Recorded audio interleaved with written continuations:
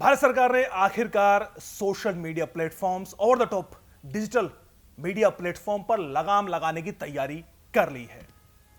आज केंद्र सरकार के दो मंत्रियों रविशंकर प्रसाद और information and broadcasting minister Prakash Javadekar ने एक प्रेस कॉन्फ्रेंस की। इस प्रेस कॉन्फ्रेंस में दोनों ही मंत्रियों ने स्पष्ट किया कि भारत में अब सोशल मीडिया का मिसयूज, उसका अब्यूज अब और नहीं होने दिया जाएगा।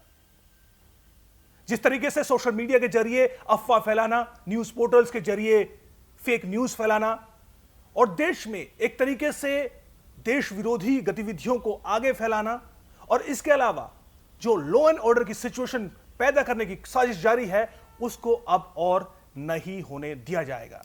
दोनों ही मंत्रियों ने अपनी प्रेस कॉन्फ्रेंस में स्पष्ट कर दिया कि जितने भी सोशल मीडिया प्लेटफॉर्म है, डिजिटल मीडिया प्लेटफॉर्म है, चाहे वो न्यूज पोर्टल्स हो, चाहे वो फेसबुक, ट्विटर जैसे प्लेटफॉर्म्स हो और चाहे वो नेटफ्लिक्स, यूट्यूब जैसे प्लेटफॉर्म्स हो, हर एक प्लेटफॉर्म के लिए नई guidelines, code and conduct, rules and regulations जल्द से जल्द जारी किए जाएंगे और सभी को मानना पड़ेगा। सरकार ने स्पष्ट किया कि भारत में तमाम सोशल मीडिया से जुड़ी कंपनियों का स्वागत है, वो यहां पर बिजनेस करें, वो यहां पर पैसा कमाएं और यहां के लोगों को अपने प्लेटफॉर्म के जरिए मजबूत करें, उनकी आवाज बने। लेकिन उन प्लेटफॉर्म का बेजा इस्तेमाल, उनका अब्यूज, उनका मिसयूज ना हो, इसके लिए भी उनको काम करना होगा। इसके लिए मैकेनिज्म खड़ा करना होगा। वो मैकेनिज्म कैसे खड़ा करना होगा, इसके लिए सरकार गाइडलाइंस जारी करेगी। सरकार ने स्पष्ट तौर पर कहा कि हाल ही के दिनों में, इससे पहले जिस तरीके से देश में सोशल मीडिया का क्रिमिनल एक्टिविटीज के लिए इस्तेमाल होने दिया जाता रहा, सरकार लगातार कहती रही, लेकिन कंप्लायंस नहीं किया गया इन प्लेटफॉर्म के जरिए, चाहे वो ट्विटर हो, फेसबुक हो, कोई भी डिजिटल मीडिया प्लेटफॉर्म हो। लेकिन अब यह और नहीं होगा। सरकार ने अपनी इस पॉलिसी को सॉफ्ट टच मैकेनिज्म का नाम दिया है, यानी सरकार ने अभी भी स्पष्ट किया है कि सरकार सीधे डिजिटल मीडिया प्लेटफॉर्म्स या फिर सोशल मीडिया प्लेटफॉर्म पर अपनी गाइडलाइंस को नहीं थोपेगी, बल्कि मौका देगी इन तमाम मीडिया कंपनीज को अपनी गाइडलाइंस, अपना मैकेनिज्म खड़ा करने के लिए। कैसे? सबसे पहले हमें समझना होगा कि यह क्यों जरूरी है। मैं आपको बताऊंगा क्यों जरूरी है, लेकिन हमारे देश में जिस तरीके से डिजिटल क्रांति आई है, अलग अलग प्लेटफॉर्म्स में भारी संख्या में लोग डिजिटल मीडिया प्लेटफॉर्म का इस्तेमाल करते हैं, सोशल मीडिया प्लेटफॉर्म का इस्तेमाल करते हैं। एक आंकड़ा जो सरकार ने जारी किया है उसके मुताबिक करीब 53 करोड़ लोग व्हाट्सएप का इस्तेमाल करते हैं। व्हाट्सएप एक बड़ा सोशल मीडिया प्लेटफॉर्म है। इसके अलावा 45 करोड़ यूट्यूब का इस्तेमाल करते हैं, यूट्यूब यूजर्स हैं 45 करोड़ इंडिया में। इसके अलावा 41 करोड़ फेसबुक यूजर्स हैं, 21 करोड़ इंस्टाग्राम यूजर्स हैं और 1 करोड़ 70 लाख ट्विटर यूजर्स हैं। इतनी बड़ी संख्या है।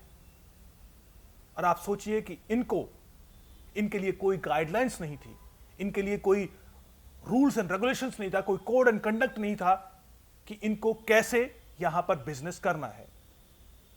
उसका नतीजा क्या हुआ? हमने देखा कि हाल के दिनों में जिस तरीके से किस तरह केओस, किस तरह मेहम, किस तरह लॉ एंड ऑर्डर की सिचुएशन खड़ी करने की कोशिश देश के अलग अलग हिस्सों में हुई और उसका इस्तेमाल, इन सोशल मीडिया प्लेटफॉर्म का इस्तेमाल ना सिर्फ हमारे देश में किया गया, बल्कि पाकिस्तान और दूसरे देशों के में बैठे देश विरोधी तत्वों ने भी इनका इस्तेमाल किया। सुप्रीम कोर्ट लगातार कहती रही, संसद में लगातार चर्चा होती रही। 11 दिसंबर 2018 को सुप्रीम कोर्ट ने केंद्र सरकार को कहा था कि गाइडलाइंस बनाई जाए। जिस तरीके से सोशल मीडिया प्लेटफॉर्म्स पर और डिजिटल मीडिया प्लेटफॉर्म, ओटीटी जो प्लेटफॉर्म है, वहां पर चाइल्ड पोर्नोग्राफी से लेकर जिस तरह की असली सामग्री है उनको हटाने को लेकर, सोशल मीडिया का प्लेटफॉर्म को लेकर जिस तरह का बेजा इस्तेमाल हो रहा है, उसके लिए गाइडलाइंस सरकार जल्द से जल्द तैयार करे। 24 सितंबर 2019 को फिर से सुप्रीम कोर्ट कहती है इलेक्ट्रॉनिक्स एंड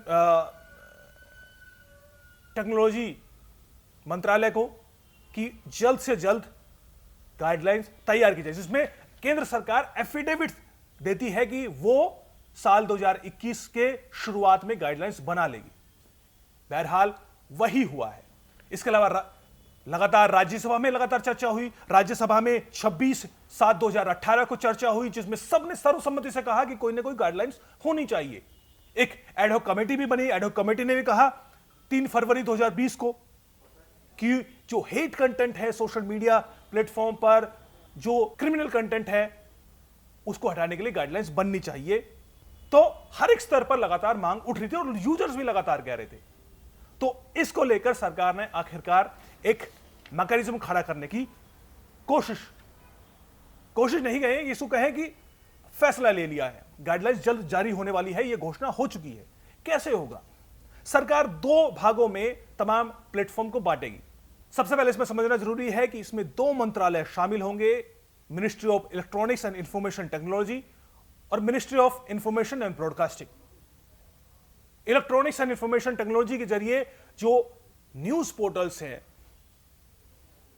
जो जैसे ट्विटर, फेसबुक, इस तरह की इंटरमीडिएटरीज कंपनीज हैं, वो इसके अंदर आएंगी।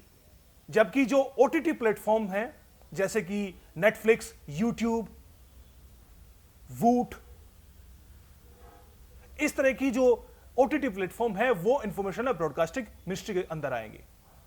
तो जो सोशल मीडिया प्लेटफॉर्म है इनको, और ओटीटी भी है, इनको सोशल मीडिया प्लेटफॉर्म जो कि electronics and information technology ministry के अंदर आएंगी, जिसमें न्यूज पोर्टल्स भी हैं, इंटरमीडिएटरीज कंपनीज भी हैं, ट्विटर, फेसबुक के जरिए सोशल मीडिया प्लेटफॉर्म है, वो इसके अंदर आएंगे। तो इनको 2 हिस्सों में बांटा जाएगा, इंटरमीडिएटरीज और सिग्निफिकेंट इंटरमीडिएटरीज। इनके लिए गाइडलाइंस जारी होनी। होगा क्या? हर एक कंपनी को एक ग्रीवांस रिड्रेसल सेल बनाना होगा। हर एक कंपनी को, हर एक सोशल मीडिया प्लेटफॉर्म को एक ग्रीवांस रिड्रेसल सेल बनाना होगा, जहां पर यूजर्स जो हैं वो अपनी ग्रीवांसेस को रख सकते हैं। उनका निपटारा करवाने के लिए वो काम ग्रीवांस रिड्रेसल सेल का होगा। मसला, हमें कोई भी शिकायत हो सकती है, उसकी शिकायत वहां पर कराने का। दूसरा, वो ग्रीवांस रिड्रेसल सेल जो है 24 घंटे के अंदर उसका नोटिफिकेशन, उसको नोटिफाई करेगा, उसका संज्ञान लेगा और 15 दिनों के अंदर उस शिकायत का निपटारा किया जाएगा। यह तय सोशल मीडिया प्लेटफॉर्म को करना है। इसके अलावा जो यूजर्स की डिग्निटी है, मसलन महिलाओं पर लगातार टिप्पणी हमें देखने को मिलती है, ऐसी ऐसी भाषाओं का इस्तेमाल किया जाता है, शब्दों का इस्तेमाल किया जाता है, तस्वीरें मॉर्फ की जाती हैं, फोटोशॉप की जाती हैं, उसके लिए भी एक मैकेनिज्म खड़ा करना होगा और ऐसे कंटेंट को 24 घंटे के अंदर अंदर रिमूव करना होगा। अब तक ये होता है कि शिकायतें आती हैं और कोई ध्यान नहीं देता। ऐसे में जो कंपनी है, जो पैसा कमा रही है, उनको जिम्मेदारी बनती है कि वो ऐसे कंटेंट को अपने मीडिया प्लेटफॉर्म पर ना आने दे। ये नहीं कह सकते कि भाई आप हमारे पास मैकेनिज्म नहीं है, मैकेनिज्म खड़ा करना पड़ेगा, ये तय करना है। इसके अलावा जो सिग्निफिकेंट इंटरमीडिएटरीज हैं, यानी सिग्निफिकेंट कौन होंगी, इसमें मसलन तय किया जाएगा कि जो बड़ी कंपनियां हैं जिनके यूजर्स मसलन समझ लीजिए कि 50 लाख से ज्यादा हैं, वो अभी सरकार को तय करना होगा कि सिग्निफिकेंट इंटरमीडिएटरीज क्या होंगी। लेकिन तय रखिए कि जैसे कि फेसबुक है, व्हाट्सएप है, ट्विटर है, इस तरह के जितने प्लेटफॉर्म है और सिग्निफिकेंट इंटरमीडिएटरीज में आएंगे, इनको कुछ अलग से एडिशनल ऑब्लिगेशंस मानने होगा, यानी इनको और भी इनके लिए अलग से गाइडलाइंस जारी होंगी, एडिशनल ऑब्लिगेशंस इनके लिए होंगी। वो क्या करना होगा? मसलन इनको, जो बड़ी कंपनीज हैं, इनको एक चीफ कंप्लायंस ऑफिसर इंडिया में नियुक्त करना होगा, जो कि पूरी इस तरह की जो गाइडलाइंस है उसका सही से पालन हो रहा है, जो शिकायतें आ रही हैं वो उसका निपटारा हो रहा है, और जो तमाम अथॉरिटीज है, एजेंसीज हैं, सरकारी एजेंसीज हैं, उनकी तरफ से कुछ इस तरह की जानकारी मांगी गई है, उनको कोई कंप्लायंस, शिकायत को कंप्लायंस होना है तो वो सही तरीके से हो, इसके लिए चीफ कंप्लायंस ऑफिसर एक यहां पे नियुक्त करना होगा। इसके अलावा नोडल कॉन्टेक्ट पर्सन एक नियुक्त करना होगा, उसका नाम और नंबर जारी करना होगा। मसलन किसी एजेंसी को अगर कोई काम कराना है तो वो तय करेंगे। अभी ऐसा है कि सरकार भी अगर किससे बात करनी है तो किससे करें, किससे नहीं करना है, पुलिस को अगर किससे बात करना है, यूजर्स को किससे बात करना है, वो भी तय नहीं है। सरकारों को किससे बात करना है, वो भी तय नहीं है। तो एक नोडल ऑफिसर होना जरूरी है, कॉन्टैक्ट पर्सन होना जरूरी है, जिसकी जानकारी पब्लिक की जाएगी, जिससे लॉ इन्फोर्समेंट जो एजेंसीज हैं वो उसके कॉन्टैक्ट में रहेंगी। जो लॉ एंड ऑर्डर से सिचुएशन है वो उसके जरिए काबू में रखा जाए, यह तय किया जाएगा। इसके अलावा resident grievance officer, again users के लिए, यूजर्स को कोई शिकायत है, मैं उसका इस्तेमाल कर रहा हूं, मुझे उनसे मैं किससे पूछूं? तो इस ग्रीवांस ऑफिसर की जिम्मेदारी होगी कि वो जितनी भी शिकायतें हैं उनके निपटारे के लिए एक स्पेशल रेजिडेंट ग्रीवांस ऑफिसर नियुक्त किया जाए। इसके अलावा एक मंथली कंप्लायंस रिपोर्ट देनी होगी, पब्लिक करनी होगी हर एक इस तरह की सिग्निफिकेंट इंटरमीडिएटरीज को। मसलन जैसे कि मैंने बताया कि फेसबुक, ट्विटर जैसी बड़ी बड़ी कंपनियों को इनको एक मंथली ग्रीवांस कंप्लायंस रिपोर्ट देनी होगी। इनको बताना होगा कि कितनी शिकायतें आई और कितनी का निपटारा हुआ, और नहीं हुआ तो क्यों नहीं हुआ। तो एक पूरी रिपोर्ट पब्लिक करनी होगी हर महीने। यह जिम्मेदारी तय कर दी गई है, सरकार ने घोषणा कर दी है और यह करना पड़ेगा। अब ऐसा नहीं होगा कि कोई अफवाह फैलाने की कोशिश करता है और सरकार उसको रोकने की, उसको कंटेंट को हटाने की गुहार लगाते रहे और वो ना माने क्योंकि कोई लॉ नहीं है। अब ऐसा नहीं हो पाएगा। इसके अलावा हमने देखा कि किसान आंदोलन के बहाने, पिछले साल दिल्ली दंगों के बहाने, या फिर जम्मू कश्मीर के मामले में इस तरह की अफवाह फैलाने की कोशिश की जाती है, फेक न्यूज डाली जाती है, फर्जी खबरें डाली जाती हैं, लेकिन उसके अलावा वो उसको लगातार एम्पलीफाई किया जाता है देश के बाहर, देश के अलग अलग, दुनिया के अलग अलग हिस्सों में, और बाद में पल्ला झाड़ लिया जाता है सोशल मीडिया प्लेटफॉर्म के जरिए कि उन्हें पता ही नहीं कि कहां से शुरुआत हुई इस तरह की फर्जी खबरों की, अफवाह की खबर या फर्जी खबरों की शुरुआत कहां से हुई। तमाम प्लेटफॉर्म को यह बताना होगा कि इसका किसी भी खबर या किसी भी अफवाह का ओरिजिनेटर कौन है, वो कहां से शुरुआत हुई। इससे वो जिम्मेदारी से नहीं बच पाएगा। इससे तय होगा, उसकी जिम्मेदारी तय की जाएगी। अब तक नहीं बताते थे, लेकिन अब तमाम मीडिया प्लेटफॉर्म को बताना पड़ेगा, सोशल मीडिया प्लेटफॉर्म को बताना पड़ेगा। और ये किन संबंधों में?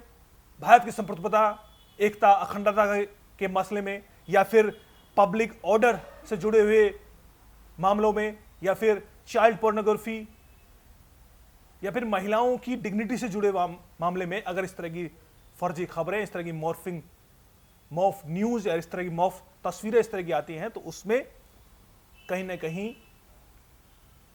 जिम्मेदारी तय करनी होगी। उनको यूजर्स की जो जानकारी है वो देनी होगी सरकार को, जो लॉ इन्फोर्समेंट एजेंसी अगर मांगती है तो उनको देनी होगी।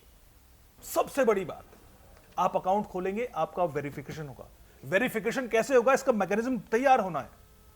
यह ऐसा भी हो सकता है कि आप अपना मोबाइल नंबर डालें, कम से कम आपका मोबाइल नंबर है, उस पर ओटीपी आए, उसके बाद ही आप खोल पाए, लेकिन एक मैकेनिज्म बनाना पड़ेगा। यह भी संभव है कि कुछ कंपनियां यह तय करें कि आधार कार्ड लिंक किया जाए, यह भी संभव है। कुछ ना कुछ आपका कोई एक परमानेंट कोई एड्रेस कॉपी कोई इस तरह की हो, तो एक मैकेनिज्म इस तरह का तैयार करना होगा। इसके बाद फर्जी अकाउंट्स बंद करने पड़ेंगे। फर्जी अकाउंट्स नहीं किए जा सकते, वो अब तमाम सोशल मीडिया प्लेटफॉर्म को हटाना पड़ेगा। वेरिफिकेशन जरूरी होगा। 3 महीने का वक्त दिया है सरकार ने तमाम प्लेटफॉर्म को। 3 महीने में वो अपना मैकेनिज्म बना दें और सरकार को बता दें, उसके बाद गाइडलाइंस नोटिफाई कर दी जाएंगी। 3 महीने के अंदर करना है। तो ये हुआ सोशल मीडिया प्लेटफॉर्म्स का, इंटरमीडिएटरीज कंपनीज के लिए। लेकिन ओटीटी प्लेटफॉर्म, यूट्यूब पे हमने देखा, नेटफ्लिक्स पर, अमेजोन प्राइम पर, वूट पर, अलग अलग सोशल मीडिया प्लेटफॉर्म, बहुत सारे ऐसी एप्लीकेशंस हैं जो कि अश्लील कंटेंट के लिए अवेलेबल हैं। उनकी कोई गाइडलाइंस नहीं है। चाइल्ड पोर्नोग्राफी है, इसके लिए भी गाइडलाइंस जारी की जाएंगी। और न्यूज पोर्टल्स के लिए भी जारी की जाएंगी, जो कि इंफॉर्मेशन और ब्रॉडकास्टिंग मिनिस्ट्री के अंदर आती हैं। मसलन बहुत सारी ऐसे प्लेटफॉर्म है, हमारा जम्मू कश्मीर नाउ ऐसा है, न्यूज पोर्टल है। अब तक कोई रूल्स एंड ऐसा कोई कोड नहीं था जिसको फॉलो करना था, लेकिन अब सबकी जिम्मेदारी बनेगी। तो न्यूज पोर्टल्स और ओटीटी के लिए भी एक कोड तैयार किया जा रहा है। जिस तरह से जितने भी अखबार थे, न्यूज़पेपर्स थे, इनको प्रेस काउंसिल ऑफ इंडिया का एक कोड था जिसको फॉलो करना होता था, उसके रूल्स एंड रेगुलेशंस उनको फॉलो करना होता था। ऐसे जो टीवी प्लेटफॉर्म है उसको केबल नेटवर्क एक्ट को फॉलो करना होता था। डिजिटल प्लेटफॉर्म के लिए ऐसा कुछ था ही नहीं।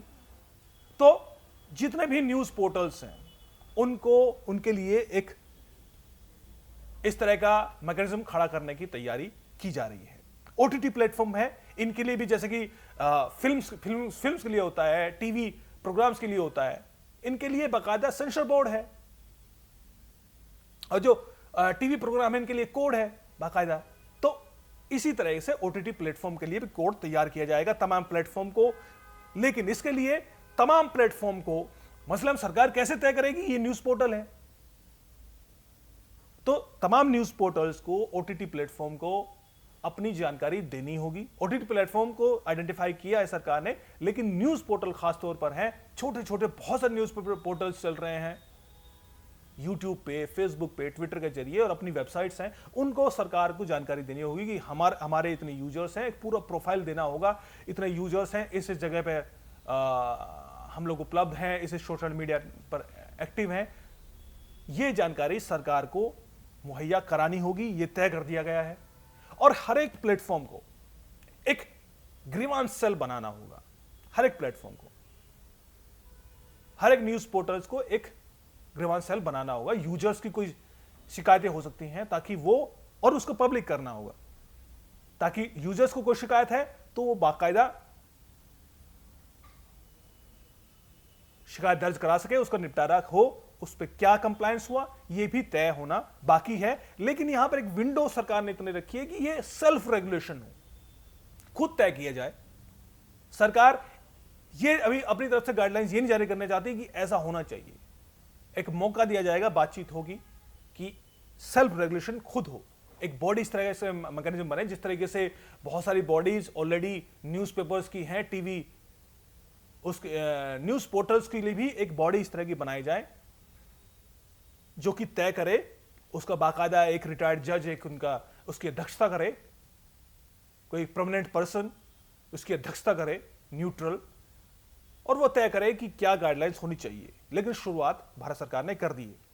ओटीटी प्लेटफॉर्म के लिए जैसे मैंने बताया कि यूट्यूब के लिए, वूट के लिए, नेटफ्लिक्स के लिए, अमेजन प्राइम के लिए, इसके लिए भी जिस तरह से सेंसर बोर्ड होता है, इस तरह का मैकेनिज्म खड़ा करने की एक कोशिश जारी है। यह भी मैकेनिज्म खुद प्लेटफॉर्म को बताना होगा, चर्चा के बाद इस तरह का प्लेटफॉर्म का सृजन किया जाएगा। यहां पर सीधे जिम्मेदारी यह है कि डिजिटल मीडिया प्लेटफॉर्म जो है, न्यूज पोर्टल्स हैं, चाहे वो ओटीटी है, उनको अब अफवाह फैलाना, झूठ फैलाना, इनका कोई रास्ता उनके लिए बचेगा नहीं। कोड एंड कंडक्ट होगा बाकायदा। अगर इस तरह का कोई रेगुलेशन बनता है, इस तरह का मैकेनिज्म बनता है, तो वहां पे भी शिकायत दर्ज कराने के बाद वहां पर अगर कोई सजा का प्रावधान होता है, तो जिस तरीके से हम देखते हैं कि टीवी में अगर कोई फर्जी खबर चलती है तो बाकायदा नीचे उनको एक तरह का खेद प्रकट करना होता है, पट्टी चलती है, स्क्रोल चलाया जाता है, न्यू कंटेंट हटाना जाता है। तो इसी तरह का मैकेनिज्म न्यूज पोर्टल्स के लिए भी तैयार किया जाएगा, ये होना बाकी है। तो ये एक शुरुआत हो चुकी है, स्पष्ट है। हालांकि एक सॉफ्ट टच मैकेनिज्म की बात की जा रही है कि अभी भी जितने भी प्लेटफॉर्म है वो खुद से तैयार करें, लेकिन इतना तय है कि जो सिग्निफिकेंट इंटरमीडिएटरीज हैं, खासतौर पर जो बड़ी कंपनियां हैं, जायंट कंपनियां हैं, जो ट्विटर है, फेसबुक है, इंस्टाग्राम है, व्हाट्सएप है, ये इस तरीके से हावी हो रखी थी, इसके लिए बहुत बड़ी खबर है। जैसे कि मैंने बताया कि पूरा मैकेनिज्म सरकार ने बताया है, वो तैयार करना होगा। नोडल जो अथॉरिटीज हैं, जो लॉ इन्फोर्समेंट एजेंसीज हैं, उनके साथ मिलकर काम करना होगा, उनकी शिकायतों का निपटारा करना होगा। अगर वो पूछती हैं, कुछ लॉ एंड ऑर्डर की सिचुएशन उनके जरिए खराब होने की कोशिश होती है, तो उसके लिए भी ट्विटर, फेसबुक को काम करना होगा, भारत के कानून का मानना होगा। सरकार ने स्पष्ट किया कि आप आइए, यहां पर बिजनेस करिए, पैसा कमाइए, यहां के लोगों को अपने प्लेटफॉर्म के जरिए मजबूत करिए, उनकी आवाज बनिए।